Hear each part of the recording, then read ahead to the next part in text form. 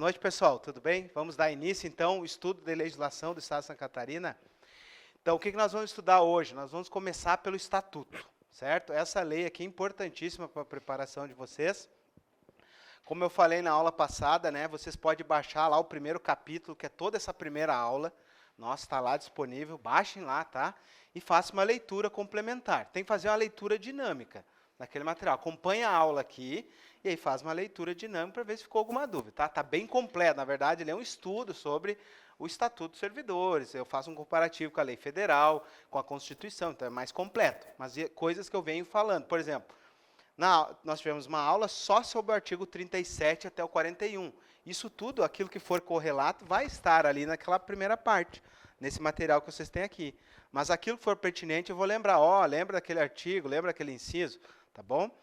Então, vamos dar início. O que nós vamos estudar? O Estatuto, então, que trata dos servidores públicos do Estado de Santa Catarina. Então, iniciamos o nosso estudo de legislação. Professor, qual é o melhor método para estudar legislação? Tá?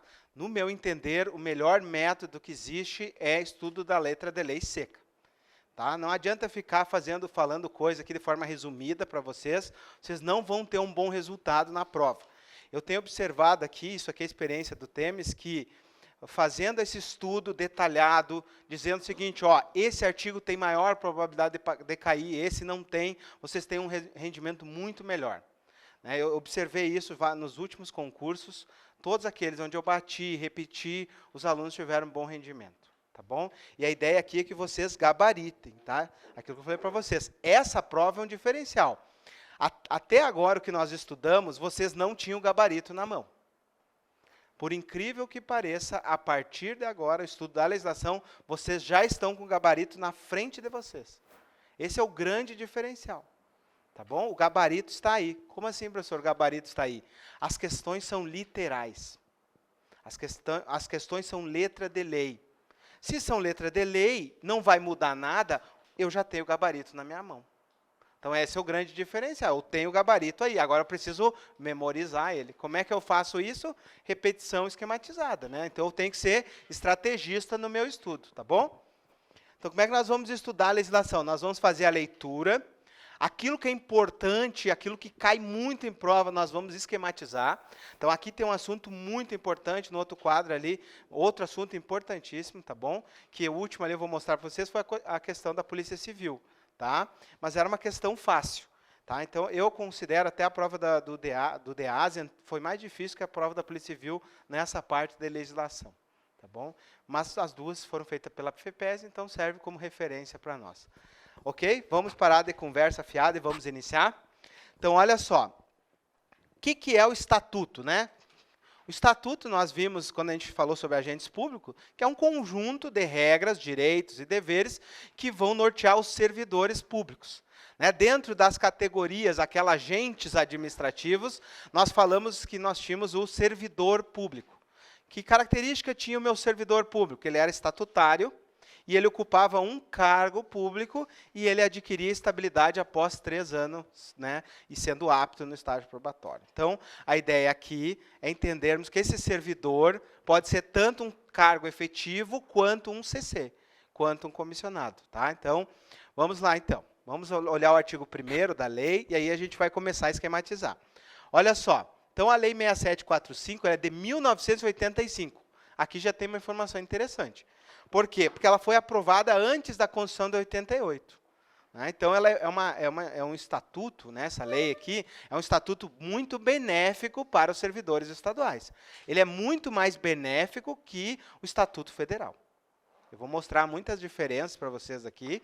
Né? Quem está estudando a Lei 8.112, ou já estudou, tem diferença. No meu livro, ali, eu faço o comparativo com as leis federais e estadual, justamente para que aquele aluno que está estudando a Lei 8.112 não tenha um problema na hora de estudar esse estatuto aqui, que são diferentes.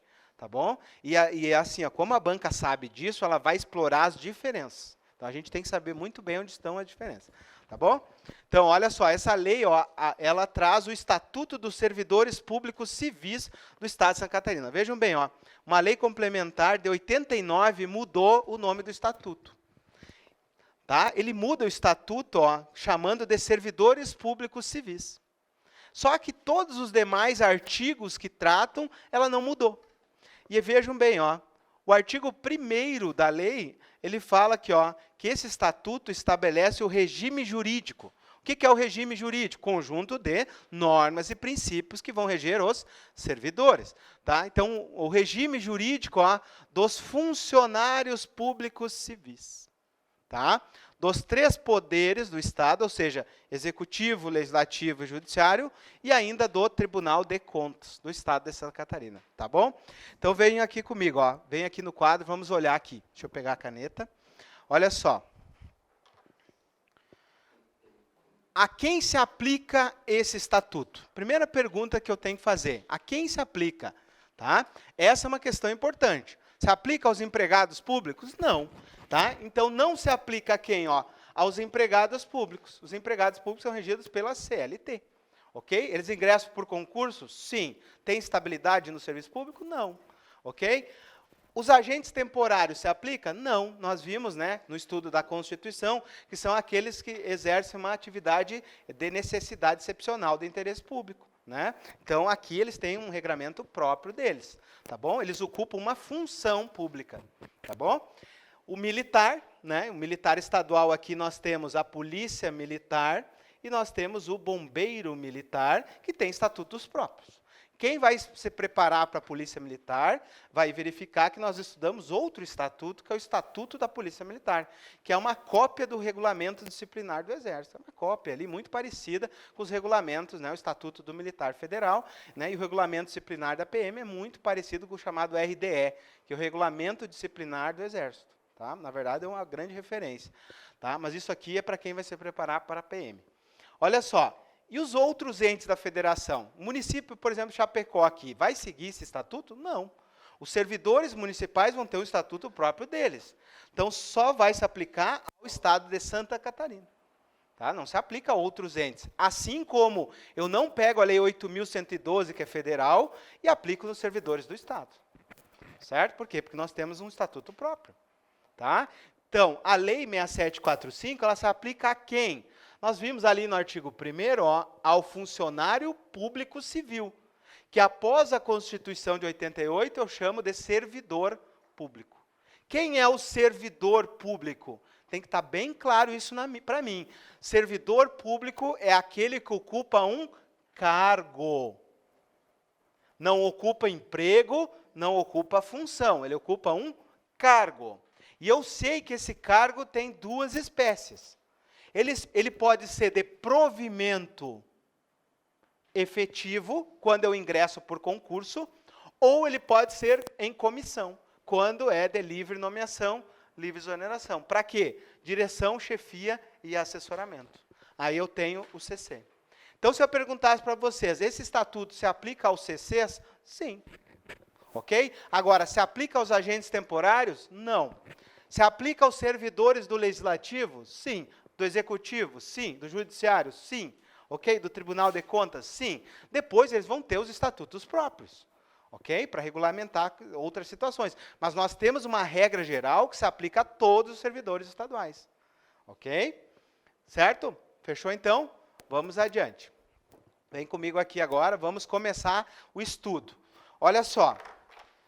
Aqui no quadro, para vocês terem uma ideia, está esquematizado a questão dos provimentos. O que é uma nomeação, o que é a posse, o que é o exercício, o que é estabilidade, o que é a perda do cargo, o que é disponibilidade, são assuntos que despencam em prova. E com esse esquema aqui, vocês vão entender de uma maneira mais fácil tudo que vocês vão ver nos artigos ali. E isso aqui cai muito, pessoal, cai muito mesmo. Tá bom? Só que assim, ó, eu vou fazendo as leituras, quando chegar um momento oportuno, eu digo, ó, chegou o momento de nós estudar o nosso esquema, tá bom? Então, vamos lá. Artigo 2º, vamos aí, acompanha aí, vocês vão fazendo as marcações e a leitura. Olha só o que diz o artigo 2º. O funcionário público é a pessoa legalmente investida num cargo. Fechou com o esquema lá? Fechou. Né? E olha só o que diz. O cargo é criado por decreto? Como é que eu crio um cargo? Por lei. Como é que eu extingo o cargo? Por lei. Agora eu quero ver quem está estudando. Tem uma exceção, não tem? Tem uma exceção para extinguir cargo que não seja por lei? Decreto autônomo quando o cargo estiver vago.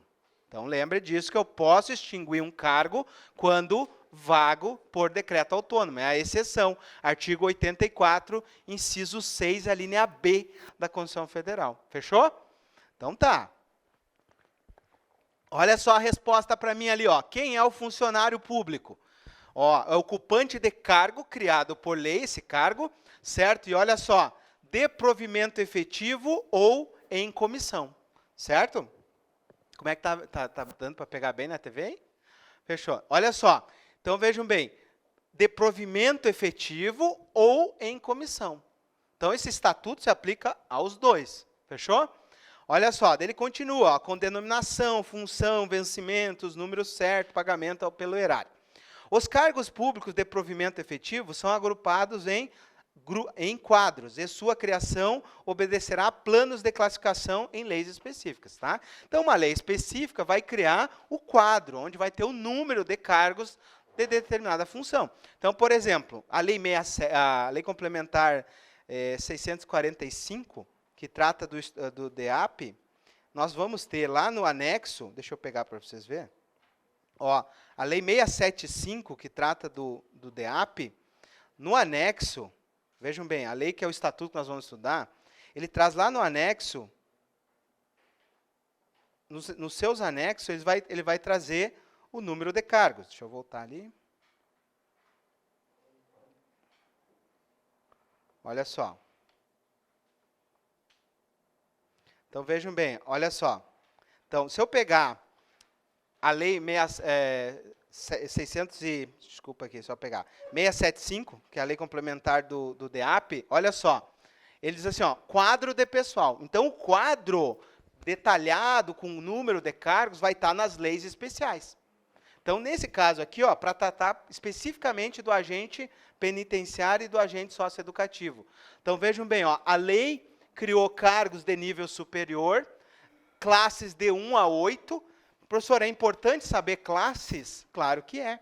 Por quê? Porque uma das formas de provimento que nós vamos ver é a promoção. Promoção é a progressão funcional, é quando eu passo de uma classe para outra, ok? E vejam bem, aqui eu tenho o quantitativo de cargos, olha só, tem previsto em lei, né, 3.100 e 690.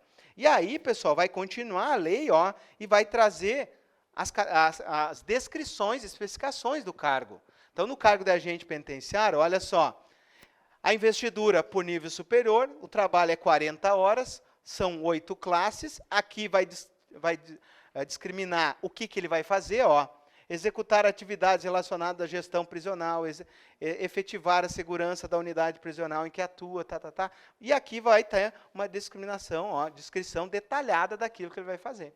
Tá bom?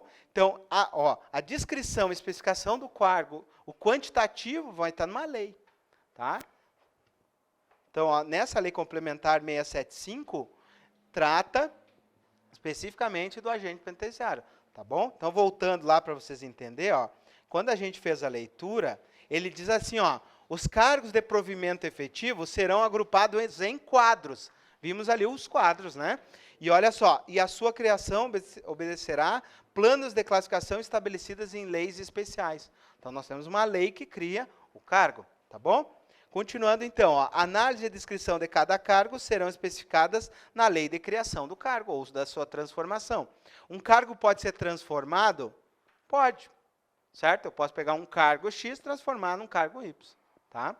Olha só, da análise e descrição dos cargos de que trata o parágrafo anterior, constarão os seguintes elementos. Denominação do cargo, vimos isso ali? Sim. Código, atribuições, responsabilidades, tá? Condições de provimento, habilidades, requisitos, tudo isso vai estar na lei. Tá bom? Nós não vamos encontrar isso no estatuto, vamos encontrar na lei do cargo, que muda, por exemplo, para um agente penitenciário, para um agente da Polícia Civil, que tem regras próprias, tem estatutos próprios. Tá bom? Vamos continuar, então. Olha só, quando for uma questão forte de prova, eu digo, ó, aqui, asterisco nela. Tá? Por enquanto, nós estamos entendendo o estatuto. Não temos ainda uma questão de prova forte ainda. Vamos lá. Olha só, é vedado atribuir ao funcionário outros serviços, além dos inerentes ao cargo de que seja titular.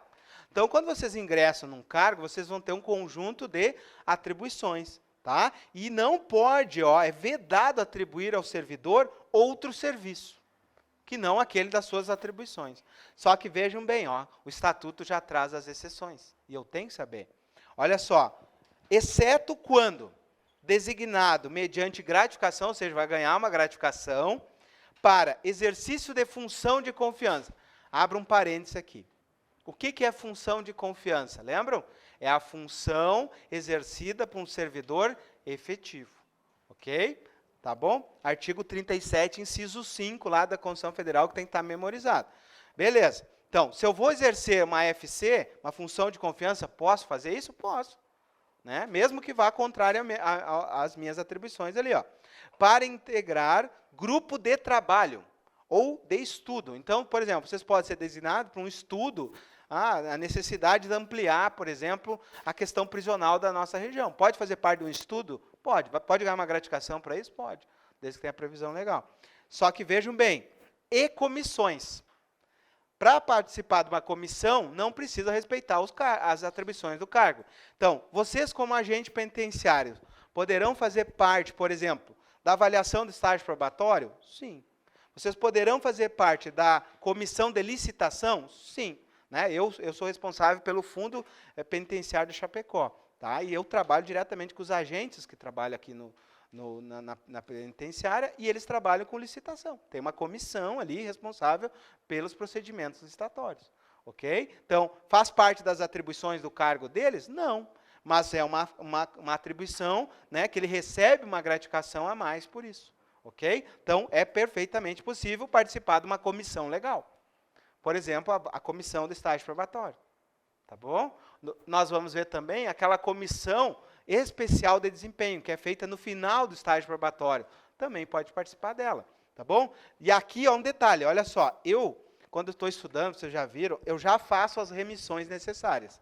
Porque isso facilita o nosso estudo. Tá, certo? E aqui tem uma remissão importantíssima, que a maioria vai passar por cima. Olha só. Também tem uma exceção, salvo a hipótese do artigo 35. O que significa isso? Que quando um servidor sofrer uma limitação da sua capacidade, ele pode ser readaptado. E aí ele pode fazer outras funções que não a do cargo dele. Tá? Nós vamos estudar isso, Nós vamos estudar, uma das formas de provimento que eu tenho é a readaptação, que é quando o servidor sofre uma limitação na sua capacidade física. Professor, não entendi. Bem fácil, querem ver? Imagine o seguinte, um servidor ocupa o cargo de motorista do Estado. Ele é motorista, cargo de motorista, fez concurso para ser motorista. Ele está na BR-282, indo para Florianópolis, ele sofre um acidente grave. E ele fica aí tetraplégico, por exemplo, não pode mais caminhar, certo? Imagina o seguinte, esse servidor, ele vai ser aposentado? Depende. Se ele tiver condições para o serviço público ainda, ele vai ser readaptado em outra função. Essa é uma grande característica que eu vou explicar para vocês. Em âmbito federal, a readaptação leva a mudança de cargo. Em âmbito estadual, não leva a mudança de cargo. Você já derruba o candidato que vem de fora. Tá bom? Eu vou explicar isso para vocês quando a gente ler o artigo. Então, aqui no Estado, tu mantém o teu cargo de motorista, mas tu é readaptado em outra função. Tu vai exercer outra função. Então, imagine o seguinte, ele não pode mais dirigir, mas ele pode trabalhar na área administrativa. Então, ele é readaptado na área administrativa. E a pergunta da prova, vocês vão ver que a FEPESE adora, é o seguinte, quando ele é readaptado, ele pode ganhar mais? Não. Pode ganhar menos? Não, ele tem que ganhar o que ele ganhava. Ok? Essa é uma questão da prova da FEPESE. Fechou? Quem já estudou uma vez já está lembrando do que eu estou falando. Tá, mas então o que eu quero resumir aqui? Esse artigo ainda não caiu.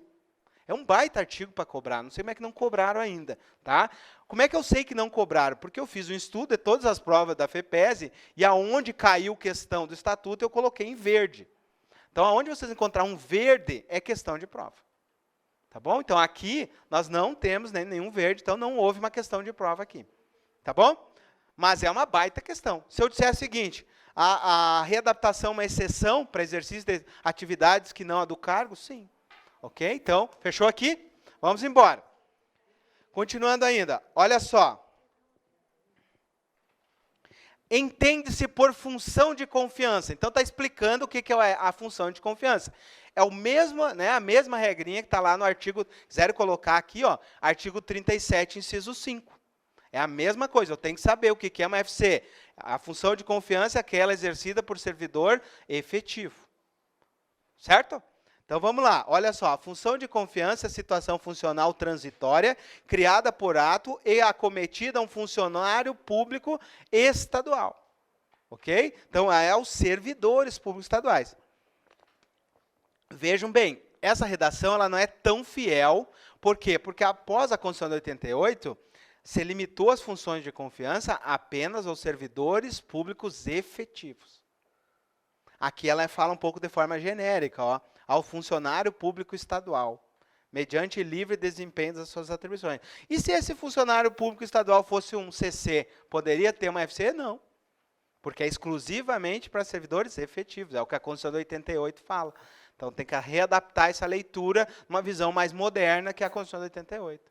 Tá bom? Por isso que é importante, quando vai estudar isso aqui, né, entender a lógica, né? Então, por isso que eu fiz aquele livro ali, que é o primeiro para tratar disso aqui, porque isso aqui é antigo, né? 85, imagina. Vamos lá. Artigo 4º. É proibida a prestação de serviços gratuitos ao Estado. Então, pode trabalhar de forma gratuita? Não. Está proibido. Então, é proibido. Agora, esse artigo é diferente do Estatuto Federal. O Estatuto Federal, ele traz uma vírgula, ele diz assim, ó, salvo as previsões em lei. Então, não é igual ao 8.112, tá? Então, o nosso aqui, ó, ele tem um ponto, tá? É proibida a prestação de serviço gratuito, ponto. Tá bom? Vamos adiante. Do concurso público. Então, vamos lá. Agora chegou o momento de nós estudar o nosso esquema. Vamos começar com ele. Olha só.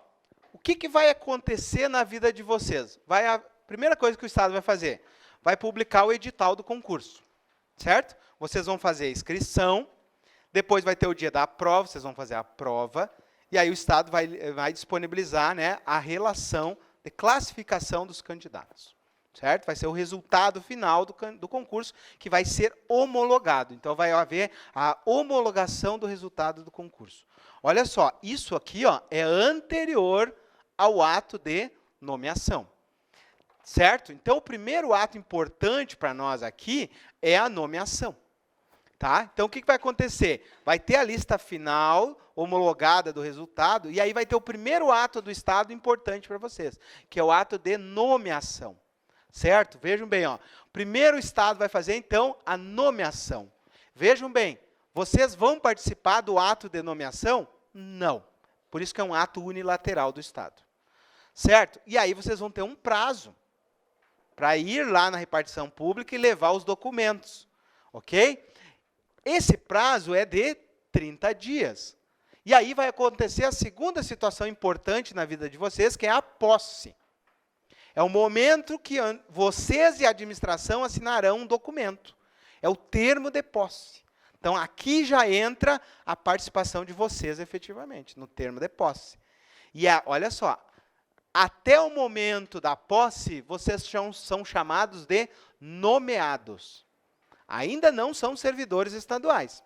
Ok? Vocês são nomeados. Então, se eu sou nomeado e eu não tomo posse, eu sou exonerado? Não, porque eu não sou servidor ainda. O ato de designação é tornado sem efeito.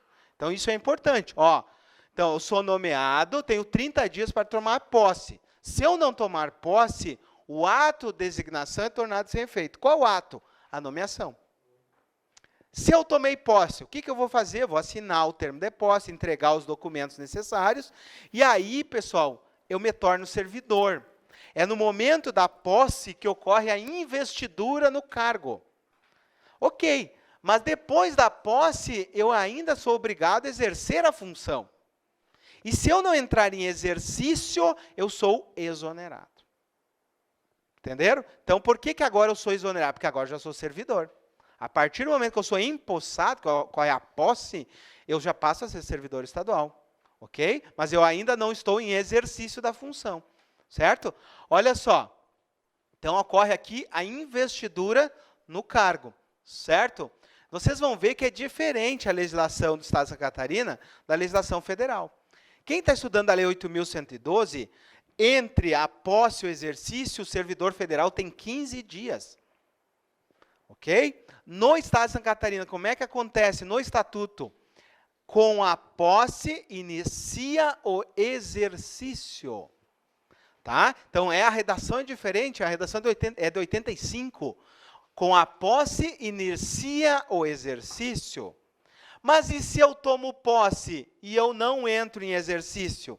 Vai ficar assim mesmo? O que, que acontece se eu tomo posse e eu não entro em exercício? O que, que acontece comigo? O que, que vocês acham? Eu vou ser exonerado. Então, vai acontecer a exoneração. Por que, que aqui ocorre exoneração? Porque aqui eu já sou servidor. Ok? E lembrem, exonerar não é punir. Exoneração, ok? É uma forma de vacância. É uma forma de vagar o cargo porque eu não cumpri um requisito legal. Mas não estou sendo punido aqui. Eu deixei de cumprir um requisito. Tá bom? Vamos lá, então. Vamos fazer a leitura. Agora, tá, deixa eu só explicar a linha do tempo aqui, depois a gente entra nos pormenores. Então, vai acontecer a nomeação, posse, entro em exercício. Durante 3 anos de exercício, eu fico em estágio probatório. Se eu sou apto, eu adquiro estabilidade. Vou ser chamado de servidor estável. Se eu sou inapto, eu vou ser exonerado. Certo? Só que agora vocês vão aprender comigo que se eu estava em outro cargo, eu tenho direito a ser reconduzido ao cargo de origem. Então, uma exceção. Certo? Olha só, depois nós vamos estudar melhor isso.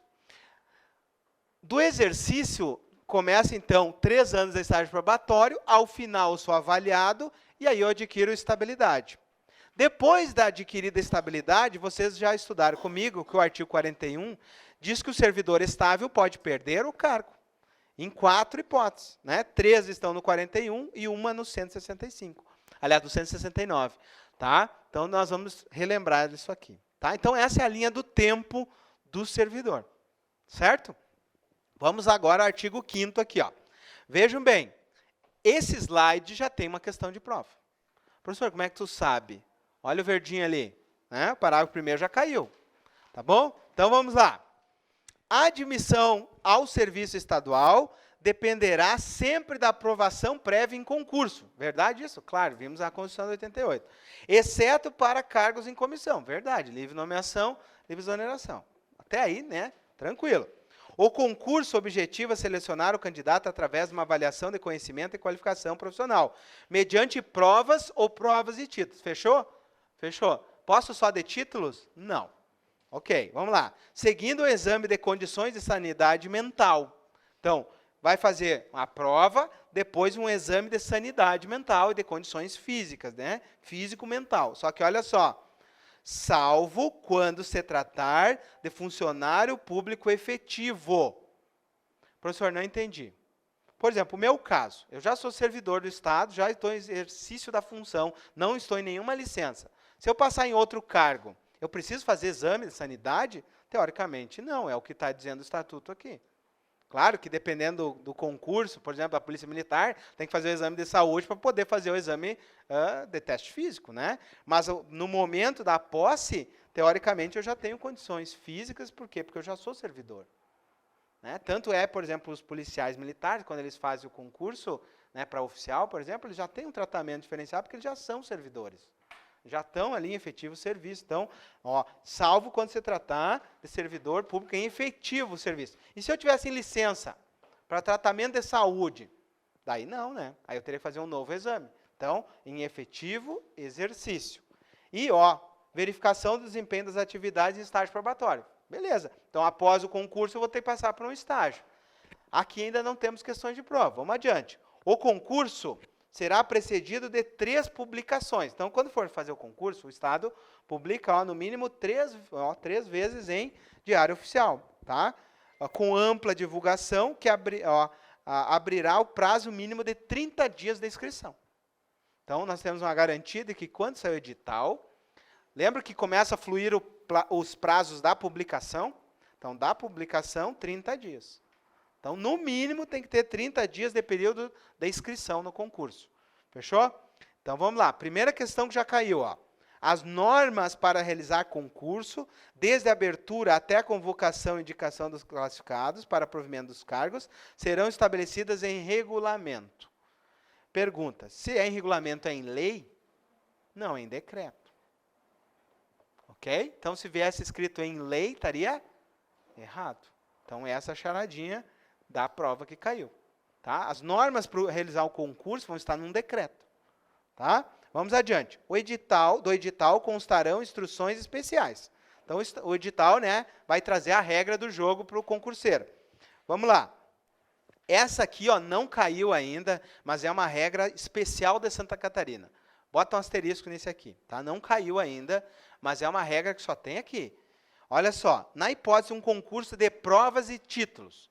Então, por exemplo, professor da UDESC, provas e títulos. Tá? Ou IGP, eu acho que tinha provas e títulos também.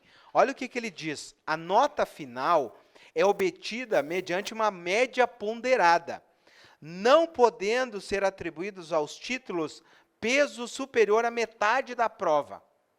Então, significa o seguinte, se eu vou fazer provas, imagine várias provas, né, constitucional, administrativo, somando uma prova. Tá? E ainda vou ter títulos. A nota dos títulos não pode ser superior à média ponderada em 50% da prova.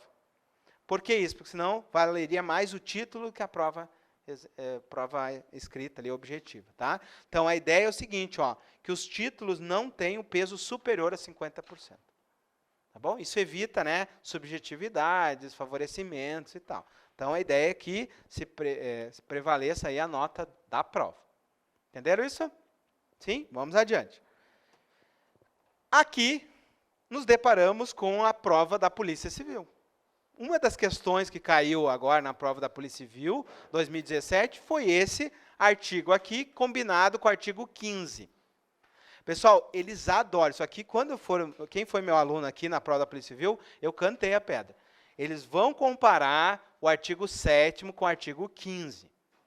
Por quê? Porque os requisitos do concurso não é a mesma coisa que os requisitos do estágio probatório. E eles vão fazer isso. Tá bom? Então, olha só. Vem comigo aqui no quadro. Olha só. Deixa eu pegar uma caneta que eu vou ter que escrever alguma coisa aqui. Olha só o que ele diz. São requisitos básicos, ó, para inscrição no concurso. Sabe o que eles vão fazer? Eles vão misturar com os requisitos básicos do estágio probatório. Tá bom? Então, eu não posso cair nessa charadinha aqui. Essa é a charadinha, tá? Então, a charadinha aqui, ó, é versus esses dois aqui, ó, e são diferentes. Tá bom? Olha só. Então, quais são os requisitos para inscrição no concurso? Para mim poder fazer o concurso público no Estado. Tem regras especiais depois disso? Claro, essa é a regra geral do Estado. Mas eu tenho regras depois específicas para cada cargo. Tá? Por exemplo, no concurso do DEAP, além dessas atribuições aqui, desses requisitos, eu não tenho que ter carteira de habilitação no mínimo B? Sim, mas isso está na lei especial. Ok? Não está na lei geral aqui. Então, vamos lá. Lei geral, ó, requisitos para inscrição. Primeiro, nacionalidade brasileira. Não está falando aqui nem brasileiro nato, nem brasileiro naturalizado. Está dizendo que tem que ser brasileiro. Tem que ser nacionalidade brasileira. Ok? Fechou? Depois, ó, gozo dos direitos políticos. Ok? Então, não pode ter, por exemplo, praticado uma improbidade e estar com os direitos suspensos. Tá? Então, terceiro, ó, quitação militar e eleitoral. Então, eu tenho que estar com a minha quitação militar e eleitoral, né? Tem que ter o certificado, para os homens, né? O certificado de reservista carimbado lá. Tá bom? Olha só. Além disso, ó, idade mínima de 18 anos. Esses são os requisitos da inscrição. Tem uma situação ali que eu vou explicar depois, tá? Então, vamos agora comparar com os requisitos do estágio probatório, porque foi a charadinha do concurso, da Polícia Civil, tá? Então, vamos passar para o artigo 15, depois a gente volta.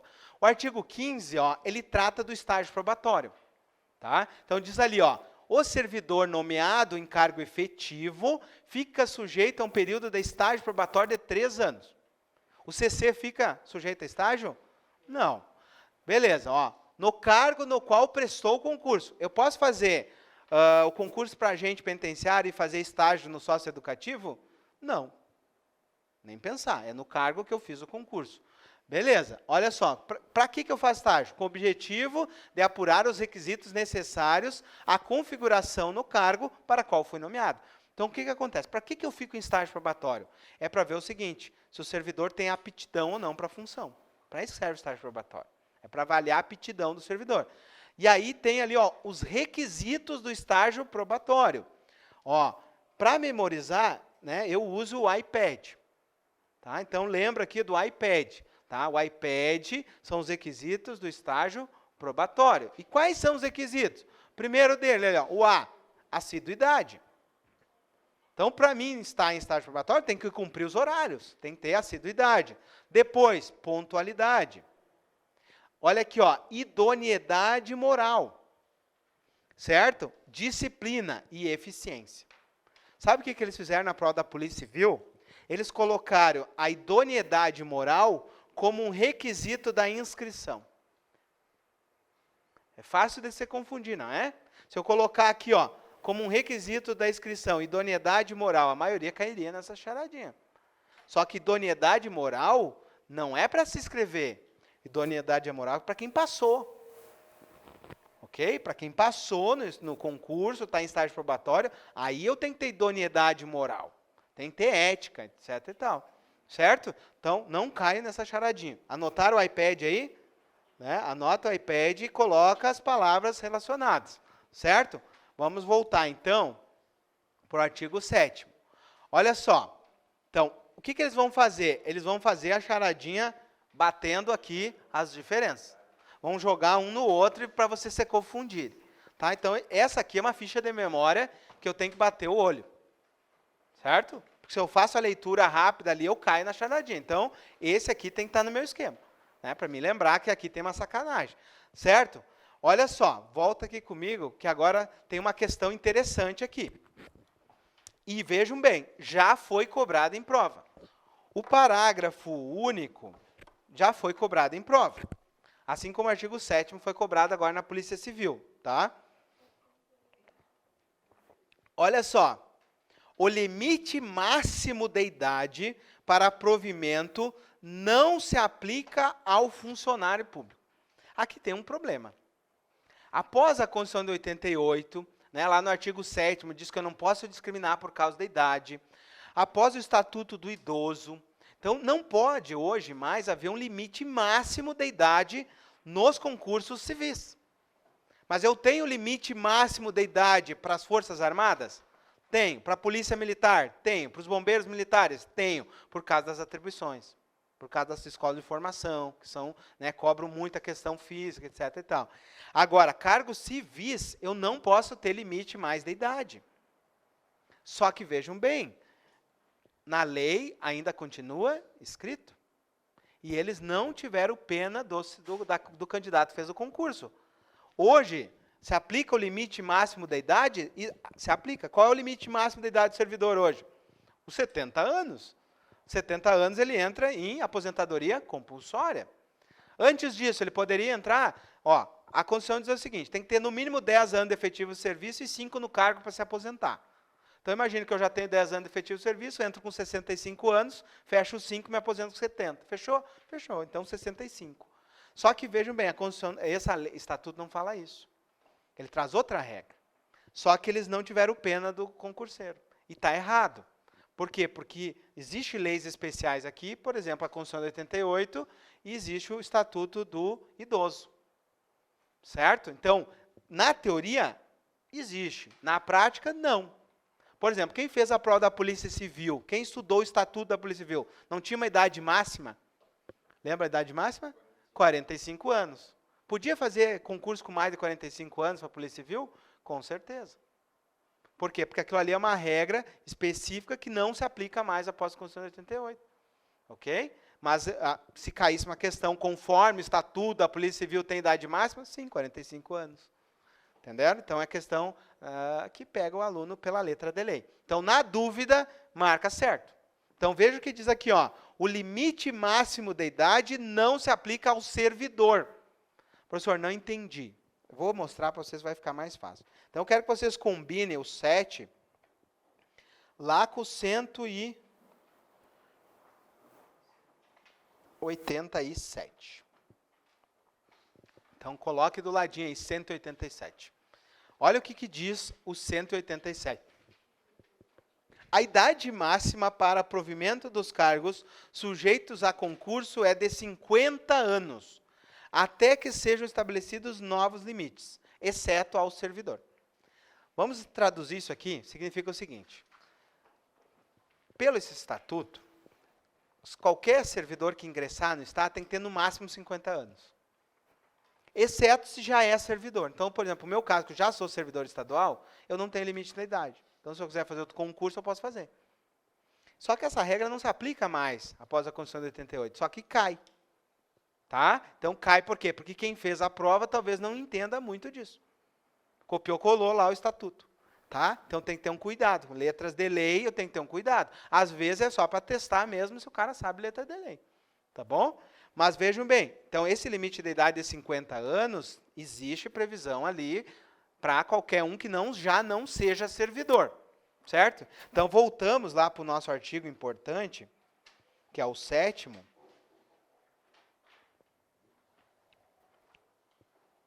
E vejam como agora fica mais fácil a leitura. Ó. O limite máximo da idade, já escrevo aí, de 50 anos, não se aplica a quem já é servidor. Ok? Caiu literal assim.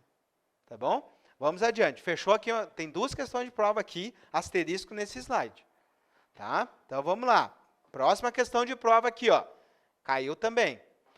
Homologado o concurso, ou seja, saiu o resultado final do concurso, é feita uma homologação do resultado. Homologado o resultado, será expedida uma certidão aos candidatos aprovados para o cargo em provimento, com validade de 2 anos. Isso aqui é um problema. Por quê? Porque eu tendo a confundir com o prazo de validade do concurso. Tá? O prazo de validade do concurso é quanto? Até 2, prorrogado por igual período. Tá? O que é isso aqui, professor? Não estou entendendo o que é isso aqui. Significa o seguinte, ó, sai o resultado final, o concurseiro tem direito a uma certidão de habilitação. Hoje não precisa mais isso, mas antigamente, né, isso aqui precisava. Hoje, o que eu faço? Eu entro na internet, pego o resultado final, já tenho minha classificação ali. Ok? Já serve para, por exemplo, contar título em outro concurso. Tá? Agora, vejam bem, ó, as bancas não querem saber disso, elas cobraram. Ó. Então, homologado o resultado, eu tenho direito a uma certidão de habilitação no concurso, com prazo de validade de quanto tempo? 2 anos. É como se eu tivesse uma certidão, ó, certidão de aprovação nesse concurso, né? Válido por 2 anos. Tá? Na verdade, não precisa mais isso. Né? Eu pego a classificação do concurso, eu já tenho validade, porque aquilo foi publicado em diário oficial. Né? Eu posso hoje entrar na internet e já pegar o diário oficial. Tá bom? Mas saibam que já caiu isso aqui, e eles mudaram ali o 2 anos. Tá? Então, a maldade foi tirar o 2 anos aqui. Tá? Vamos embora, então. Agora, nós chegamos num ponto aqui que despenca nas provas. Tá? Olha só. Agora chegou o momento de nós realmente estudar aqui o esquema. Olha só. O esquema, ele traz aqui, ó, disponibilidade, que é um assunto importantíssimo para as provas, e as formas de provimento. Professor, o que é forma de provimento? Se eu dissesse para você o seguinte, vocês, se tudo der certo, vão prover um cargo. Sabe o que é isso? Vocês vão ocupar um cargo. Tá? Então, prover é ocupar, tá? Ó, prover é ocupar o cargo que estava vago. Vocês vão prover o cargo. E quando ocorre a vacância, o que acontece? Libera o cargo. Tá? Então, o contrário de provimento é a vacância. Tá? Então, o que é o provimento? Ó, nada mais é que preencher o cargo. Tá bom? Então, nós vamos estudar agora quais são as formas de provimento. Como é que ocorrem as formas de provimento. Tá? A doutrina, ela traz essas formas de provimento aqui. Vejam bem, se eu pegar a lei federal, a lei 8.112, ela traz lá um artigo das formas de provimento e enumera na sequência. Facilita horrores para o candidato. Para nós aqui, não. Porque essa lei é mais antiga, é de 88. Tá? E aí, ela é toda fora de ordem. Então, nós vamos ver aqui que para estudar as formas de provimento, eu tenho que dar uma andada na lei, ir para frente e para trás. Tá? Olha só, então quais são as formas de prover um cargo? A primeira delas, através da nomeação. Então, a nomeação, o que é, professor? É a porta de entrada. A porta de entrada é a nomeação. E vejam bem, eu sou nomeado para quê? Somente para cargo efetivo ou também para cargo comissionado? Então, pode ser uma nomeação para cargo efetivo ou para cargo comissionado. Cargo em comissão. Ok? Então, a nomeação é a porta de entrada. Depois eu tenho as outras formas, que é o quê? Readaptação. Nós vamos entender o que é daqui um pouco. Reversão. Tá? Depois eu tenho a reintegração, a recondução, o aproveitamento, a promoção e duas que após a Constituição de 88 são inconstitucionais, mas que se mantiveram no nosso estatuto aqui de forma ainda equivocada. Tá bom? Então, vamos à primeira delas. O que é a nomeação? Né? Então, eu já sei que nomeação é uma forma de prover o cargo. Tá? É a primeira forma de prover o cargo, é originária. É aqui a porta de entrada no serviço público. Tá bom? Olha só. Então, lembrando da minha linha do tempo, eles tentam confundir muito o concurseiro, tá? Eles vão falar ali do concurso, da classificação final, da homologação do resultado, ok? Cuidado, o nosso esquema começa com a nomeação. E não é por acaso, é porque é importante para a nossa prova, ok? Então, não é homologação do resultado do concurso. Isso foi antes, tá bom? Então, nomeação é o primeiro ato, é a primeira forma de prover o cargo. Tá bom? Então, vamos lá. O que é nomeação? Está ali no artigo 9º. Já caiu em prova? Já. Caiu o que está escrito ali, literal. Vamos lá. A nomeação será em caráter efetivo quando decorrente de concurso. Verdade? Se eu entro em caráter efetivo, eu entro por concurso. Se eu entro em cargo comissionado, livre nomeação, livre exoneração. Parece fácil, né? Sabe o que eles fizeram? Inverteram nessa alternativa aqui. Tá? Então, a questão da prova, quando caiu, eles inverteram. A redação foi bem assim, A nomeação será feita em caráter efetivo, quando, pelos cargos declarados de livre nomeação e livre exoneração, em comissão, quando decorrente de concurso público. Inverteu ali, tá? Maldade na veia. Tá bom? Vamos adiante.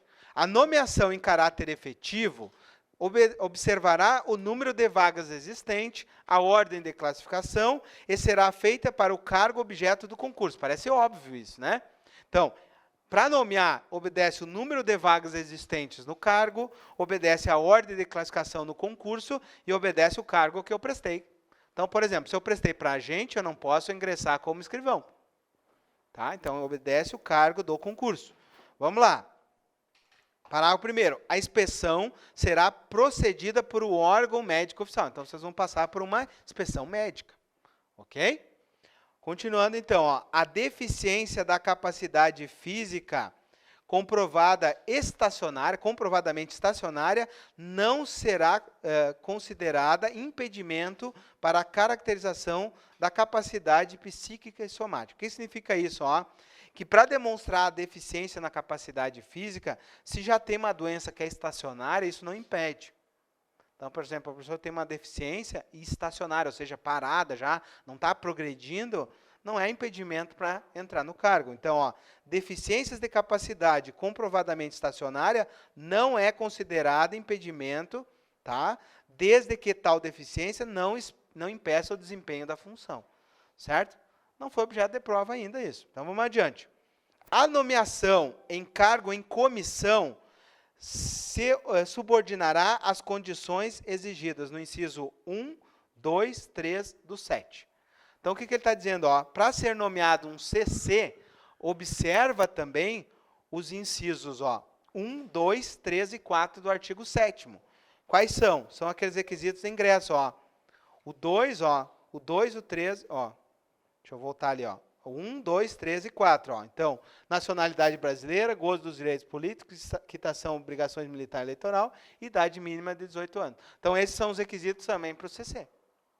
Tá bom? É isso que está dizendo ali, ó, o artigo 11.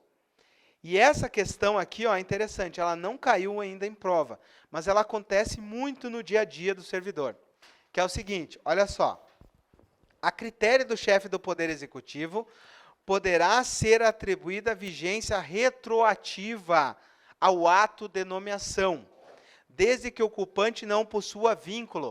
O que significa isso? Olha só, o Estado faz isso aqui, ó. O servidor, ele começa a trabalhar aqui. Vamos imaginar que aqui é sexta-feira, tá? Ele começa a trabalhar na sexta-feira, como CC. Então, ó, vejam bem, ó, poderá ter vigência retroativa o cargo comissionário. Então, ele começa a trabalhar como CC na sexta-feira. Aí tem o sábado, tem o domingo e tem a segunda.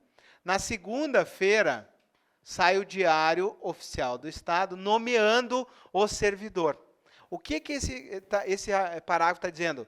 Que essa nomeação pode ser dada em caráter retroativo, a contar da data do efetivo serviço. Então, ele pode começar a contar como CC a partir de sexta-feira. Professor, não estou entendendo. Significa que ele vai receber salário já a partir da sexta-feira. Aqui parece tranquilo, né? Um dia. Eu já vi servidores, né, com um mês para trás voltar. Né? Para nós, contadores da Fazenda, isso aqui é um problema. Quando é nomeado, por exemplo, um gestor que eu tenho que alterar na Receita. Porque para a Receita Federal, é a partir da publicação que produz os seus efeitos. Então, a Receita Federal do Brasil considera-se produção de efeitos a partir da publicidade. E aí, como é que eu vou dizer para a Receita que o gestor já assumiu antes? Tá? Isso aqui é um problema para a Receita Federal, porque ela não aceita.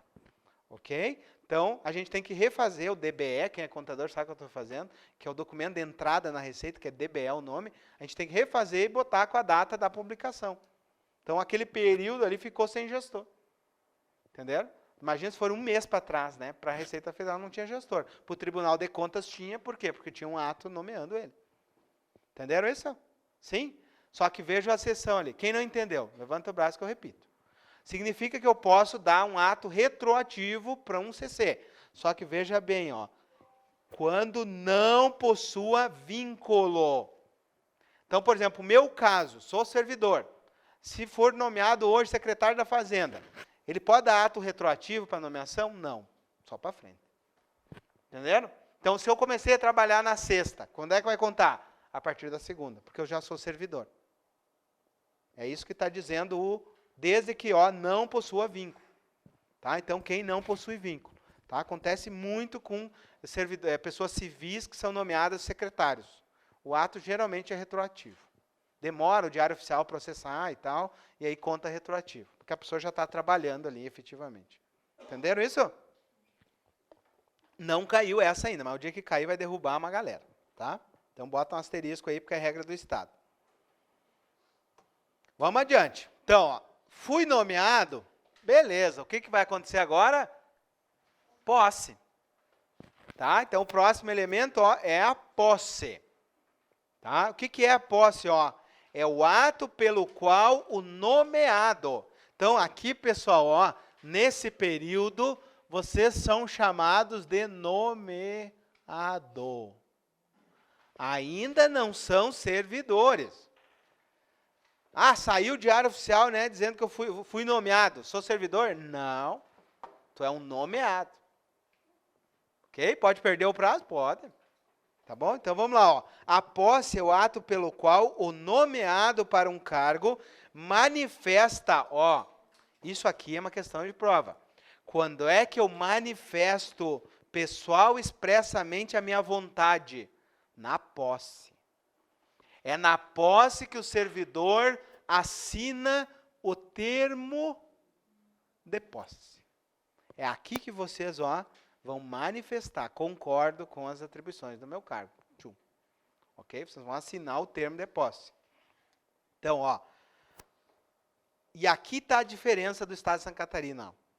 Com a posse, ó, e inicia o exercício das respectivas funções. Então, ó, da posse, inicia o exercício das respectivas funções. Em âmbito federal é assim, professor? Não. A Lei 8.112 diz que eu tomo posse e eu tenho 15 dias para entrar em exercício. E se isso cai, quem vem de fora cai, né, que nem, né, é uma banana aqui escorregadia para quem vem de fora e só estudou a Lei 8.112. Tá? Porque é diferente. Então, nós, servidores do Estado, com a posse, entramos em exercício. Fechou? É diferente a redação. Ó, o que vai constar no termo de posse? Ó? Do termo de posse, assinado pela autoridade competente, pelo funcionário nomeado. Então, ó, tanto o Estado assina, quanto vocês assinam. Tá? Aqui já é um ato bilateral. Tá? Constará, ó, a declaração de inexistência de incompatibilidade legal para o exercício. Nesse momento aqui, vocês vão dizer que não acumulam cargos. Lembra a questão da acumulação de cargos? Eu posso ter o quê? Desde que tenha compatibilidade de horário.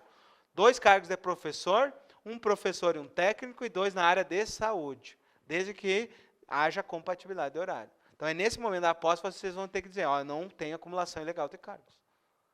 Tá? Porque senão depois vai dar problema. Tá? Vamos lá. E aqui, ó, o compromisso de fiel cumprimento dos seus deveres. Então, no momento da posse, vocês assinam, depois não pode dizer, eu não sabia. Sabia. Estava na tua lei, tu assinou. Ok? Vamos lá, então. Fechou posse? Agora, olha o que diz o artigo 13. Então, esse slide é importante, o que vocês acham? Quantas questões caíram ali, ó? E uma delas, inclusive, que está com o tracinho embaixo, foi no último concurso do DEASE. Tá? Essa que tem o tracinho, eu já coloquei para mim me lembrar, que essa questão foi questão do DEASE. Tá bom? Então, vamos lá, ó, artigo 13. E a posse em cargo em comissão será precedida de um exame de saúde. Então, se vocês forem nomeados para um CC, na posse, ó, ela é precedida de um exame de saúde. Só que olha só, eu tenho que estar ligado nas coisas. Salvo quando se tratar de funcionário efetivo serviço. Mesma regrinha aí. O que significa isso, professor? Se eu já sou servidor, sou nomeado para um cargo comissionado, eu preciso fazer esse exame médico? Não, eu já sou servidor, já estou em efetivo serviço, não tem lógica. Agora, quem não é servidor, um civil, foi nomeado para ser secretário, vai ter que fazer exame de saúde? Vai. Porque depois, quando ele sair, ele vai ter que ter condições físicas também. Senão ele vai processar o Estado. Estão entendendo isso? Então, para entrar, tem que fazer exame, para sair, tem que fazer exame. Só que quem já é, não precisa. A não ser que eu não estou em efetivo exercício. Por exemplo, eu estou em LTIP. Peguei licença para estudar para o concurso. Aí não tem, né? Não estou em efetivo serviço, vou ter que fazer exame de novo. Beleza? Então, fechou? Caiu? Caiu. Não pode errar essa. Vamos adiante. 14. A posse terá lugar no prazo de 30 dias da data da publicação do ato de nomeação. O que significa isso? Da nomeação até a posse são 30 dias. Certo? Quantos dias eu tenho para tomar posse? 30. Ok? Não é 15, não é 10, não é 20, é 30. Só que vamos adiante. Olha o que diz ali. Essa questão caiu no DEASE e caiu na Polícia Civil. Olha só. Quem errou essa tinha que dar com gato morto, porque caiu nos 2 últimos concursos da FEPES. Olha só.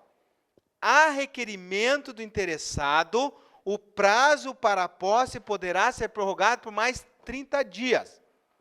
Tá? Então, o prazo de 30 dias pode ser prorrogado por mais 30. Então, anote aí no esquema, ó. O prazo pode ser por mais 30. Prorrogado. Olha só que tem um ou ali, ó. Então, mais 30 dias ou enquanto durar o impedimento se estiver doente. Então, o servidor fez uma cirurgia. O cara não é servidor ainda, é no momento da posse aqui, ó. Foi nomeado, fez uma cirurgia, fez uma abdominoplastia para ficar bonitão, né? Depois do concurso. Está ainda se recuperando da cirurgia. Vai tomar posse? Não, pede prorrogação. Enquanto estiver doente. Ok? Né? Fez uma abdominoplastia para poder fazer o teste físico, né? Que era difícil. Ok? Então, ó. Enquanto estiver doente. Certo? Pode prorrogar. Questão caiu no DEASE, questão que caiu na Polícia Civil. Quem errou tinha que estar com gato morto. Né? Guerra avisada só morre quem quer. Vamos adiante. Parágrafo 2º. Será tornado sem efeito a nomeação quando por ato ou omissão de que for responsável nomeado, a posse não se verificar. Beleza, tem muita gente que dorme no ponto. Exemplo, o cara é nomeado em diário oficial, não acompanha mais, quando vê, passou os 30 dias. Pode ser tomar posse? Não. Eu contei para vocês, eu tive um colega, passou na Polícia Rodoviária Federal, quando era sargento, e não acompanhou, né? Ficou muito fora das primeiras classificações, e aí foram chamando, quando ele viu, ele tinha sido nomeado. E ele perdeu os 30 dias, né? Foi até o STF, a ação dele, e não teve jeito, né? Perdeu a vaga. Imagina, né? Perdeu a vaga. Perdeu a vaga, né, da Polícia Rodoviária Federal. Beleza, olha só. Infelizmente, né, porque era um cara excelente. Onde é que eu estava? Olha só. Aqui tem que ter um cuidado. Olha o que está dizendo. Da nomeação à posse, não é exoneração.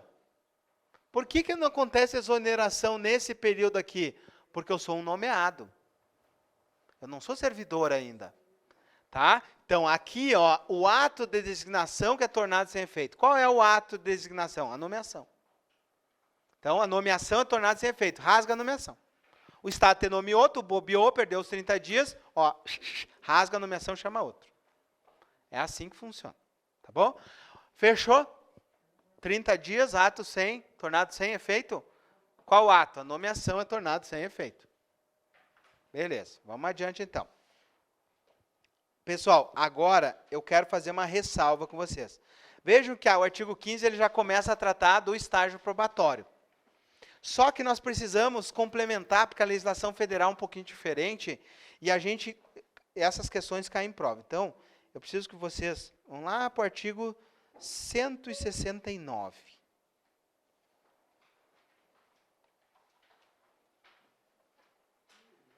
Olha só. Essa questão é polêmica, tá? Olha só. O artigo 168, ele trata da vacância. O que é provimento? É quando eu preencho o cargo. O que é vacância? Quando eu vago o cargo. Certo? Quando é que ocorre a vacância do cargo? Olha só, primeiro, quando eu sou exonerado. Tá? Primeira forma de vacância. Tá? Segunda forma de vacância, foi demitido. Vaga o cargo? Sim. Tá? Terceira, transferência. Aliás, segunda ali, promoção. Promoção. Quer ver como é que acontece a promoção? Seguinte, vocês são da classe 1. Passam para a classe 2. Vagou a classe 1? Sim, proveu a classe 2 e vagou a classe 1. Ok? Por isso que sai os concursos. Porque é promovido os servidores para a classe 2, daí abre vaga na classe 1, começa o concurso. Ok? Olha só, então promoção fechou. Só que vejam bem ali, ó. No artigo 168, ele traz mais duas formas de vacância. O acesso e a transferência. Olha só. O acesso e a transferência, eles são inconstitucionais, após a Constituição de 88. Mas continua a redação mal feita aqui ainda do decreto, do estatuto nosso. Ele deveria ter sido alterado e não foi. Mantiveram aqui, mas na jurisprudência não se aplica. O que significa isso? O que é o acesso? O acesso seria o seguinte, pessoal. O acesso seria vocês entrarem como técnico, certo? E fazer um concurso interno e virar auditor do Estado. Não pode isso. Tem que fazer um concurso externo. Tá? Existe uma forma de acesso ainda aqui no Estado? Existe, na Polícia Militar. Vocês ingressam como soldado, depois vocês fazem concurso para sargento e para cabo. Ok? Aquilo é uma forma de acesso, você pode pular, né, na carreira, tá? Mas isso ainda há uma previsão legal para as questões militares, tá? Mas para o civil, nem pensar. Então, se tu entrou para ser técnico, tu vai morrer a técnico, a não ser que tu faça um concurso. Então, tu entrou técnico para virar auditor, só outro concurso. Certo? Só que podia, antes da Constituição de 88, fazer o acesso, fazia um concurso interno e muitos viravam auditor do Estado. Isso antes de 88. E a transferência, professor? A transferência era a mudança de cargo com atribuições parecidas. Então, por exemplo, eu era técnico e agora eu quero virar motorista. Então, eu saía de técnico e virava motorista, cargos parecidos. Tá? Podia fazer sem concurso também. Hoje, nem pensar isso. Tá? Então, quer mudar de cargo só por concurso. Então, essas duas formas eram forma de vagar cargo, mas ainda estão no estatuto, mas são inconstitucionais. Fechou? Olha só. Se eu for reconduzido a um cargo anterior, vaga também. Se eu for aposentado, vaga também. A recondução eu vou explicar melhor ali, tá? E se falecer, também vaga o cargo. Fechou? Agora, olha só. O que eu quero explicar para vocês é o 169, que é da exoneração. Quando é que eu tenho exoneração? Eu tenho uma exoneração a pedido. O servidor pode pedir exoneração? Pode. Então, a exoneração a pedido. Ou também, por iniciativa da autoridade. Ou seja, agora alguém vai tomar a decisão de me exonerar. Olha só. Primeiro, quando se tratar de cargo comissionado, eu posso ser exonerado como CC. Livre nomeação, livre exoneração. Posso pedir exoneração também? Posso. Fechou. Agora, quando não satisfeitas as condições do estágio probatório, quando não satisfeitas as condições do estágio probatório, sou exonerado? Sim. Olha o que está dizendo ali o inciso 2. Quando não satisfeitas as condições do estágio probatório, sou exonerado. Fechou também. Salvo o direito de recondução. Vou explicar para vocês depois que quando o servidor era efetivo em outro cargo, estava em outro cargo, ele tem direito de voltar, que se chama recondução. Tá? Mas, por enquanto, ficamos com essa informação da exoneração aqui. Agora, a questão polêmica está no inciso 3. Olha só. Quando o servidor não tomar posse. Está certo ou está errada? Quando ele não toma posse, o que acontece? Ele é exonerado ou o ato é tornado sem efeito?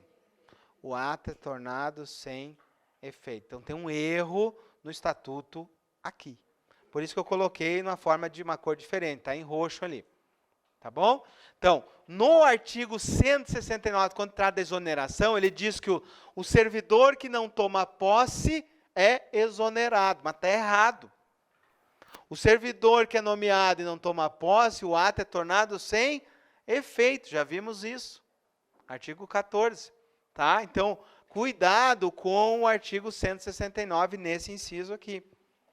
Tá bom? Porque há um errinho aqui. Certo? Então, vamos lá. Voltar.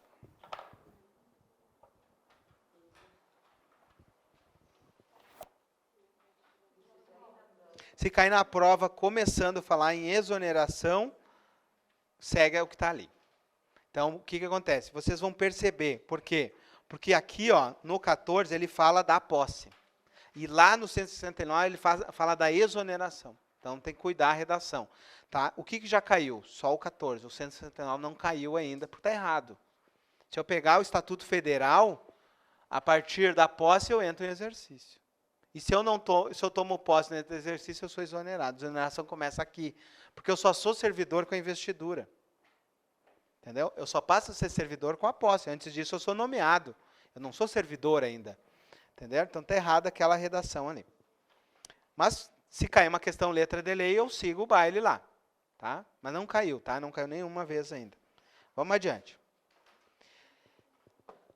Artigo 15. Vai tratar do quê? Do estágio probatório. Então, já lembrei que eu sou nomeado, tenho 30 dias, tomo posse. Com a posse, eu inicio o exercício. O servidor federal tem 15 dias, mas nós inicia o exercício, e aí eu vou ficar por 3 anos sendo avaliado, que é o chamado estágio probatório. Ao final do estágio probatório, ou eu sou apto, ou eu sou inapto. Se eu sou apto, eu vou ser chamado de estável, adquiro estabilidade no, aqui, pergunta da prova. A estabilidade é no cargo ou a estabilidade é no serviço? Serviço. Porque o cargo pertence ao Estado. O cargo pode ser extinto, o cargo pode ser declarado desnecessário. Mas aquele que está estável continua em disponibilidade. Vimos isso, né? Artigo 41 da Constituição, fica em disponibilidade com remuneração proporcional ao tempo de serviço. Então, a disponibilidade que está aqui é uma proteção da estabilidade do servidor. Onde é que eu encontro a disponibilidade? No artigo 41 da Constituição Federal. Lá eu tenho as regras de disponibilidade, assim como tem no Estatuto. Certo? Então, vamos lá. Estágio probatório agora.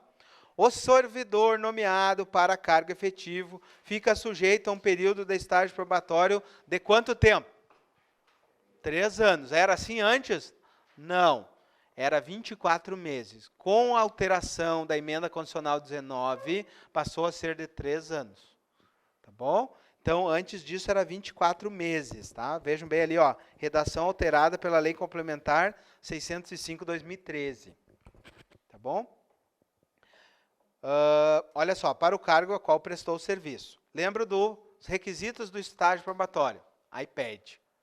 E na idoneidade moral, assiduidade, pontualidade, disciplina e eficiência. Vão confundir com a inscrição, tá? Então tem que ter esse cuidado. Vejam bem, ó, a verificação dos requisitos será feita por uma comissão de no mínimo 3 membros. Então, o estágio probatório, ele é avaliado por uma comissão de 3 membros. Tá bom? 3 membros. Agora vejam bem, parágrafo 3º, já caiu. O 15 caiu todinho em prova já, ó. Caiu o caput e os 3 parágrafos. Então, importante aqui, sim, asterisco nele. Tá? Então, vamos lá. Olha só. Esse aqui é muito importante, tá? 4 questões de prova já caíram sobre esse artigo aqui. Vem comigo aqui no quadro, olha só, que eu quero mostrar uma coisa para vocês. Dentro do artigo 15, eu deixei separado aqui o parágrafo 3º, porque ele é importante. E fica um pouquinho difícil de eu lembrar na hora da prova, então por isso que eu esquematizei, porque ele já caiu. Olha o que diz ali o parágrafo 3º. Será suspensa a contagem. Haverá uma suspensão do estágio probatório. Professor, qual a diferença entre suspensão versus interrupção? É o seguinte, povo, a suspensão, ela para a contagem e começa a contar da onde parou. Então, imagine o seguinte, o servidor contou 1 ano de estágio, aí sofreu uma limitação da sua capacidade, está em licença. Já contou 1 ano. Vai voltar a contar 0 de novo ou vai contar mais 2 anos?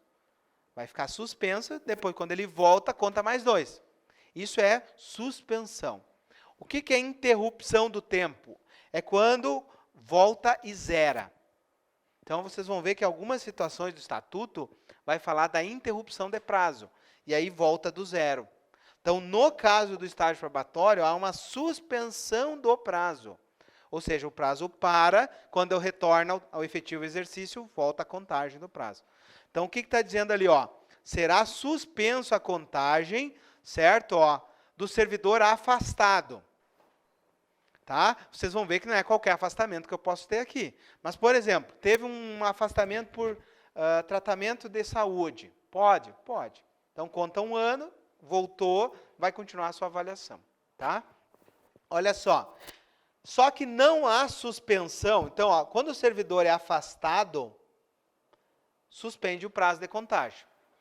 Tá? Então, ó, havendo uma suspensão, afastamento a qualquer título, tá? Ó, a qualquer título.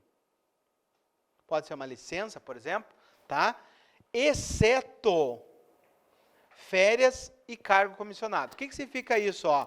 Exceto férias e o exercício de cargo comissionado com atribuições afins. Então, ó, cargo comissionado com atribuições afins. O que significa isso? Significa o seguinte, eu estou de férias, não está contando o meu estágio probatório? Sim ou não? Tá. Ok? Então, estou de férias, está contando meu estágio probatório. Não teria lógica por que não contar. Tá, fechou. E se eu for nomeado para ser um cargo comissionado, e as atribuições são afins do cargo, vai estar contando ou não vai estar contando? Imagina, eu vou ficar 3 anos como CC, não contou nada. Conta. Conta também como tempo de serviço. Só que vejam bem, ó, atribuições afins ao cargo. Então, por exemplo, vocês são agente penitenciário e são nomeados para secretário de Estado de Saúde. Tem atribuição? Não, não vai contar. Só que tem uma vantagem. Vocês, por exemplo, que vão ser agentes penitenciários, a lei própria de vocês, que é a lei 675 ali, ela veda cargos comissionados durante o estágio probatório. Então tem uma regra mais especial para vocês depois. Mas a regra geral do Estado está dizendo o seguinte, ó, cargos comissionados com atribuições afins e férias conta como se tivessem efetivo exercício. Não suspende a contagem do estágio probatório. Fechou isso aqui? Entenderam? Tá, beleza. Não, quem cala consente, né? Vamos lá. Se não há dúvidas, há dívidas, né? Vamos embora. Quando o funcionário em estágio probatório não preencher os requisitos, o que acontece com ele? Estágio probatório, não preencheu os requisitos, acontece o quê? Exoneração. Ó, concluir o processo acompanhado de desempenho destinado à sua exoneração. Feito? Ao funcionário em estágio probatório será dada ciência trimestralmente do processo de acompanhamento do seu desempenho, concedendo-lhe vistas na hipótese de conclusão para o fim de exoneração e o prazo de 15 dias para a defesa. Então, se o cara vai ser exonerado, tem que dar o direito ao contraditório e ampla defesa. Né? Fechou? Vamos embora. Artigo 17. Aqui tem uma questão de prova. Marca aí. Olha só. O início, a suspensão, o reinício, as alterações do exercício serão registradas no assentamento individual do funcionário. Vou contar uma historinha para vocês aqui, vocês estão quase dormindo. Olha só, estudar a legislação é só para os fortes, só para os guerreiros. Porque a maioria vai olhar isso aqui e vai dizer, eu não vou estudar isso aí. Isso aí é loucura, né? Vou ler 200 artigos aqui, que nem o professor está lendo. Mas é aí que vai fazer passar. Tá? Então, vamos lá. Olha só. Vocês entram em exercício, e aí está dizendo o seguinte, ó, o início, a suspensão, o reinício, a alteração do exercício serão registradas nos assentamentos funcionais. O que é isso? É o sistema do Estado onde fica registradas as informações de vocês. É o chamado SIG-RH aqui no Estado, onde fica todo o histórico nosso. No Exército, sabe como é que a gente chamava isso? Tinha um nome. É a pasta da viúva. Na pasta da viúva ficava todas as informações do servidor militar. Você vem a óbito, quem que vai se interessar com aquela pasta? A viúva. Tá? Então a gente chamava de pasta da viúva. Na pasta da viúva ficava todo o exercício, né? Todo o histórico funcional. É a chamada pasta de alterações, né? Ficava lá no setor de pagamento, a pasta da viúva, né? Para pagar a pensão se o militar vem a óbito. Atividade de risco, né? Atividade de risco tem que ter a pasta da viúva. Tá? Olha só. Será concedido ao funcionário período de trânsito. Isso que eu quero que vocês cuidem. Como considerado em exercício, nunca superior a 30 dias, no caso de mudança de local de trabalho ou residência. Então, imagine o seguinte. Vocês são nomeados agentes da Polícia Civil lá em Xanxerê. E aí vocês conseguem uma remoção para Chapecó. Quanto tempo vocês têm para vir? Até 30 dias. Período de trânsito. Até 30 dias. Toda vez que houver uma mudança de residência e trabalho, até 30 dias de período de trânsito. E ali está o seguinte, ó, botei em caixa alta. Não vai contar tempo de serviço? Claro que vai. Então, mudou de sede, é como se tu estivesse trabalhando, só mudou de sede, tu está reorganizando a tua vida aqui em Chapecó. Mas o teu tempo é como se tu estivesse em efetivo exercício. Tá? Então, está em caixa alta por isso, é charadinha, vão dizer que não contou efetivo exercício, tá? Então, contou. Questão de prova aqui, tá? Então, ó, quanto tempo o servidor tem para período de trânsito? 30 dias. Certo? Vamos adiante aí.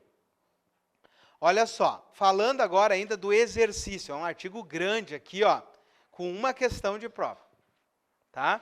Olha só, o artigo 18. Além das hipóteses legalmente admitidas, o funcionário poderá ser autorizado a afastar-se do exercício. Então, existe hipótese de afastamento do exercício. Então, vocês estão trabalhando aqui, ó, e existe hipótese de afastamento, tá bom? Quais são as hipóteses? Ó, com prazo de duração certo e sem perda de direito. O que significa sem perda de direito? Sem perda de remuneração. Então, ó, para quê? Ó? Para elaborar trabalho relevante técnico-científico, para realização, serviço, missão ou estudo, fora da sede funcional ou não. Por exemplo, um servidor que vai integrar a Força Nacional, por exemplo. Né? Seria um caso aí. Ó. Para frequentar cursos de pós-graduação, para participar de conclaves considerados de interesse com ou sem incumbência para o Estado, para representar o município, cuidado, ó, o município, o Estado ou o país em competições desportivas, ok? Então, vocês vão virar atletas, por exemplo. E aí, se vocês são atletas em nome do município de Chapecó, tá? Vocês podem ter um afastamento sem perda de salário aqui, tá? Agora, foi relevante isso aqui para uma prova? Não. Agora o parágrafo primeiro, sim. Olha só, o funcionário estável, o que é o estável? Aquele que já passou pelo estágio probatório. Então, o servidor estável somente será posto à disposição. O que é ser posto à disposição? É ir para outro órgão. É posto à disposição de alguém. Tá? Ó, para prestar serviço técnico especializado nos planos federal, estadual, municipal e respectivas autarquias, inclusive entidades paraestatais, com ônus para o Estado. Significa o seguinte, se vocês forem colocados à disposição da prefeitura para um trabalho técnico, quem vai pagar vocês é o Estado. Com ônus para o Estado. Sabe o que eles vão fazer na prova? Quando caiu esse parágrafo, eles tiraram o com e colocaram o sem. É maldade? É. Mas nós estamos preparados. Então, circule aqui o com. Eles trocaram, tiraram o com e colocaram o sem ônus para o Estado. É maldade, né? Maldade para selecionar o candidato. Tá bom? Vamos lá. O afastamento do funcionário desde que o ocupante declare provimento efetivo para o exercício de mandato eletivo municipal só ocorrerá quando a representação deva ser exercida em localidade diversa da sede funcional ou incompatibilidade de horário e limitar-se-á ao período de sessão da Câmara de Vereadores. Esse parágrafo aqui, ele é um pouquinho diferente do artigo 38 da Constituição.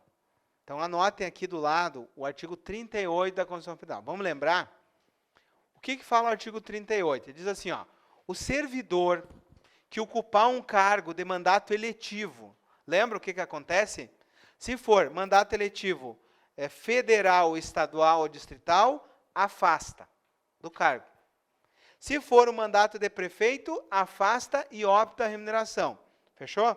E se for um cargo de vereador, aí tinha duas regrinhas, lembra? Havendo compatibilidade de horário, acumula o cargo. Não havendo compatibilidade de horário, afasta e opta. Essa é a regra constitucional. Só que aqui ele trouxe outra. Olha o que diz, porque é anterior à Constituição de 88. Ele diz assim, ó, o afastamento do servidor que ocupante de cargo efetivo, ou seja, um servidor de carreira, ó, para exercer o mandato legislativo municipal, ou seja, para ser um vereador, só ocorrerá quando a representação deva ser exercida em sede diversa da sede funcional. Então, por exemplo, o cara trabalha numa sede aqui, Chapecó, e foi eleito para Xaxim, por exemplo. Tá? Olha só, Xaxim é para cá, né? Xaxim, tá? Ou por incompatibilidade de horário. Então, ele pode se afastar também, quando ele for servidor, se deu incompatibilidade de horário. Ó. Só que, nesse caso, somente para as votações da sessão. Então, imagine que, por exemplo, foi eleito vereador e as sessões legislativas ocorrem à tarde, no mesmo horário que ele é servidor. Ele teria direito de afastamento, né, somente no momento da sessão legislativa, e depois voltaria lá para o Estado trabalhar novamente. Tá? É uma regra diferente da Constituição de 88, porque a Constituição de 88 diz que se houver incompatibilidade de horário, afasta e opta. Tá? Então, ressalva aqui, se cai literal, é literal, tem que abraçar a causa. Tá bom? Entenderam isso? Pode ver que não caiu essa aqui ainda. Tá? Mais uma para nós finalizar antes do cafezinho. O afastamento para frequentar um curso, na forma deste artigo, implica, ó, na comprovação de frequências e aproveitamento. Então, não pensa, né, que vão dar nó no Estado. Ah, vou pegar uma licença, aí, um afastamento para fazer um curso. Vai ter que comprovar. Ó, tem que comprovar a frequência e o aproveitamento. Tá? Assim como, ó, o compromisso de permanecer no cargo por igual período. Por exemplo, eu tenho colegas que fizeram doutorados lá no exterior. O que acontece? Durante o período de afastamento, o Estado está pagando. Só que depois, quando voltar, tem que ficar o mesmo período trabalhando, porque senão seria muito bom, né? Eu vou no exterior, lá, vamos pensar, vou lá para a Alemanha, faço um doutorado, e aí me convido para ser professor na Alemanha. Que beleza. Aí o que o Estado está dizendo? Tu vai ficar o mesmo período de afastamento trabalhando para o Estado. Então, se tu ficou 4 anos no doutorado, vai ficar 4 anos trabalhando para o Estado. Para indenizar aquilo que o Estado te indenizou. Entenderam? E usar o teu conhecimento que tu adquiriu no curso. Então, é isso que o Estado está dizendo aqui. Ó. Então, o compromisso de permanecer no serviço por igual período. Então, foi fazer lá doutorado de 4 anos, vai ficar 4 anos como servidor aqui no Estado. Nem pensar, né, de sair fora. Certo? Vamos adiante, então. Continuando ainda do exercício, a lotação, para nós finalizar, ó, o servidor preso, o que acontece com ele? Vejam que caiu o 20 e o 19. O 19 já caiu em prova e o 20 caiu no último concurso do DEASE. Então é quente aqui para nós. Ó. Tá? Vejam bem o 19. O servidor que for preso preventivamente, tá? For pronunciado num crime comum, denunciado num crime funcional, condenado por um crime inafiançável. Tá? Vocês estudaram lá com a Prof. Karen, quais são os crimes inafiançáveis. Em processo do qual, ó, não haja pronúncia. Tá? O funcionário ficará afastado do exercício do cargo até a decisão transitada em julgado. Então, o cara foi preso, ele é afastado do cargo. Ok? Ele é afastado do cargo, não vai poder exercer mais o cargo. Tá? Ele fica em afastamento. E aí, olha o que diz a regrinha ali. Ó. No caso de condenado, então ele ficou preso preventivamente, foi denunciado, mas ainda não foi condenado. Então, agora, ó, se ele for condenado, e esta não for de natureza que leve à demissão do servidor, ou seja, não foi uma improbidade administrativa, por exemplo, ele continua o afastamento até o cumprimento total da pena. Então, vamos pensar o seguinte, o cara foi condenado, ficou 3 anos preso, vai ficar 3 anos em afastamento. Ok? Vai receber, vocês vão ver ali que tem uma regrinha de remuneração diferente para ele. Tá bom? E agora, vamos lá, ó, 21, para finalizar. Ao 20 que caiu na prova do DEASE. Olha só, bem fácil essa aqui. A interrupção do exercício, fora dos casos legais e além dos limites admitidos, sujeita funcionário a um processo disciplinar e penas. Então, se vocês quiserem, né, se afastar de forma indevida, está sujeito a um PAD e às penas pertinentes. É isso. É isso que está dizendo aqui. Ó. Interrupções fora dos casos previstos em lei e além dos limites legais levam a um processo administrativo disciplinar e às penas pertinentes, que pode ser uma demissão, dependendo da situação. Um abandono de cargo, que nós vamos estudar, leva à demissão. Tá? Por exemplo, o que é um abandono, professor? Ficar mais de 30 dias sem aparecer no serviço. Né? O cara adquire estabilidade aqui, ó, aí ele vai ficar lá mais de 30 dias na Europa e não volta. Quando voltar, já não tem mais cargo. Tá? Beleza? Então, vamos lá. Ó. 21. O funcionário terá exercício no órgão que for lotado. Então, aonde vocês vão ter exercício da função? Quando vocês tomam posse, vocês vão saber onde é que vocês estão lotados. Vocês vão estar lotados na penitenciária de Chapecó. É aqui que vocês vão fazer o exercício. Ok? O exercício da função é no local onde foi lotado. É a lotação de vocês, tá?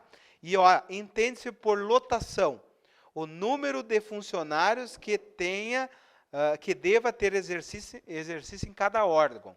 Então, se eu perguntar para vocês, qual é a lotação do presídio de Chapecó? É o número de servidores naquele órgão ali. Essa é a lotação do órgão, tá? E olha só, a lotação do funcionário será determinada na nomeação. Então, quando vocês forem nomeados, vocês escolhem para onde vocês vão. É ali que determina a lotação de vocês. Tá? Se, por exemplo, dependendo do concurso, já opta na inscrição, é a partir dali que já está escolhido. Né? Olha só. Então, a lotação é determinada na nomeação, nos progressos funcionais, por exemplo, se ele foi promovido, às vezes acontece, deve ser removido por promoção, ou no caso de retornos, também determina a nova lotação. Tá? O afastamento do funcionário de sua lotação só se verificará com expressa autorização da autoridade competente. Então, para afastar da lotação, só com a autorização da autoridade. Então, para finalizar aqui, o que é importante? O 19 e o 20. Certo? Não são dos mais importantes, né? Mas vejam que o 20 caiu aí no concurso do DEASE. Certo? Vamos tomar o cafezinho agora da dona Nelson.